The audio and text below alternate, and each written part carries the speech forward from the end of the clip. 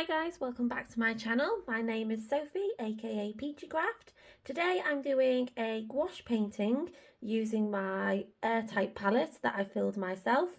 And this is all filled with Holbein gouache, traditional gouache, not acrylic, which is my favourite brand of gouache that I've used. I've got my ceramic palette, my black silver velvet travel brushes, and a nice little sketch of a swan that I'm going to be doing. So make sure to stay tuned to watch the painting. So I decided to paint a swan on a lake. It's a very tranquil photo. The water is all moving and there's loads of different ripples and blends of colour.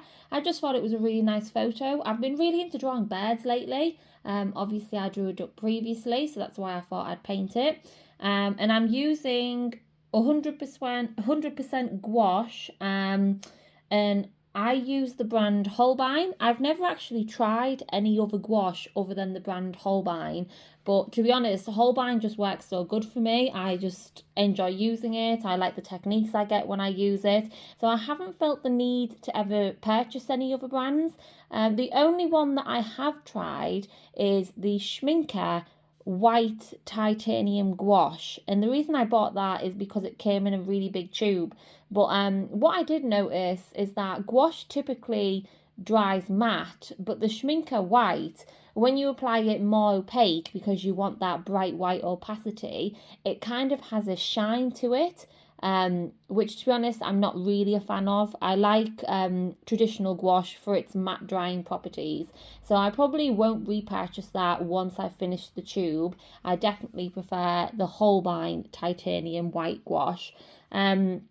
Yeah, it's just a really nice brand. This is my airtight palette. Obviously, everyone's seen this palette if you're into art. It's quite a popular one and it works really well. I actually haven't done any gouache painting for, it's got to be at least 4 or 5 months, something like that. And the paint's still reactivated really well. They have dried up, I'm not going to lie, so they have gone a bit stiff. They're not completely dry, but the top layer is definitely more hard. But I just use a spray bottle before I start any painting, and I just give all the pans a quick spray just to try and reactivate them before I actually start. And you can just keep spraying throughout the painting as well. So yeah, I really enjoy this gouache palette. I'd say the only real con for me is obviously for mixing space, you've just got the lid of the palette, which is one square, and it's not a very big palette, it's nice and compact. So I tend to find if I were to use that for mixing, my colours just end up all merging together if I'm trying to keep them separate. So whenever I'm using this palette, I always use a ceramic palette alongside it. The one I have is from Meeden, and it just has loads of different wells so you can keep your colours contained. I think if I were to even go travelling and having this in like a plein air kit, I'd still take a ceramic palette, just because I like to have my colours separate and I don't like when they all start mixing and getting too muddy. Gouache spreads quite a bit as well, so I always find you need those wells just to contain the colour. But like I say, you get plenty of space in each well to deposit each colour. A few of my favourite colours in this palette is the yellows. I've got a warm and a cool yellow. I think the warm one is actually from the spring set that you can get. And then obviously I've got my opera pink, which yes is fugitive, but if I want to paint something more vibrant, I find it just works really well. I tend to only use it in sketchbooks and things like that though. And then I've got my ultramarine blue deep, I think it's called, in Holbein, and my cobalt teal or turquoise, I can't remember the name. And those are just really good mixing colours. I tend to use them a lot for mixing. There is a few colours that I barely ever touch in this. It's mainly the greens and the purples, the pre-made purples. To be honest, I've just been getting a lot into colour theory lately, and I just tend to mix them. I find with colours that are pre-mixed, I only ever tend to use them if I'm painting something very specific that requires that very specific colour. Other than that, like I say, I just tend to mix them. So I'd probably get rid of the purples and greens if I were to ever use them up, but I don't think, especially that more lavender white purple, I don't think I've ever used that colour in the palette. So goodness knows how long that'll take me to use. But yeah, it's a really nice palette. It stands the test of time. And I just really enjoy it. It's dead easy to refill as well. It does get messy, but that doesn't really bother me. It's just what it is, I suppose. But yeah, Holbein gouache is really, really good. I definitely recommend it. Yes, it is more expensive, but the pigment load that you get in the actual paint itself is really impressive. I've seen a couple of reviews of the Himi Maya gouache, and quite a few people say, especially if they have used more expensive brands, that the paint pigment, they're good paints, but the pigment comparison is way lower compared to more expensive brands. But I'd definitely be interested in trying them myself at one point, just to get that comparison and see if I do like them. So yeah, really enjoyed these paints, really enjoyed the overall painting. I'm not normally good at drawing backgrounds, but I decided to tackle drawing the rippled water in the background, and I actually think it turned out quite well. It's not 100% realistic, but I still like the effect that I managed to achieve. So yeah, I'll let you enjoy the rest of the painting, and I'll catch you up at the end of the video.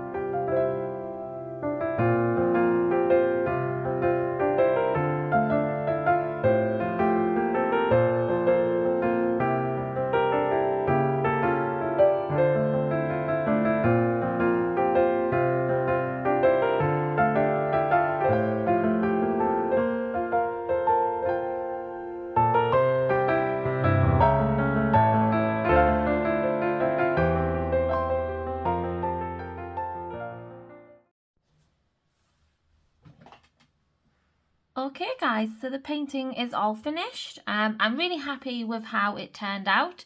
I did this using completely gouache. I didn't use any extras or anything like that. So let me know what you think. I think it turned out really nice. I really like the blends and just the granulation and things I got in the painting. I hope you enjoyed the video.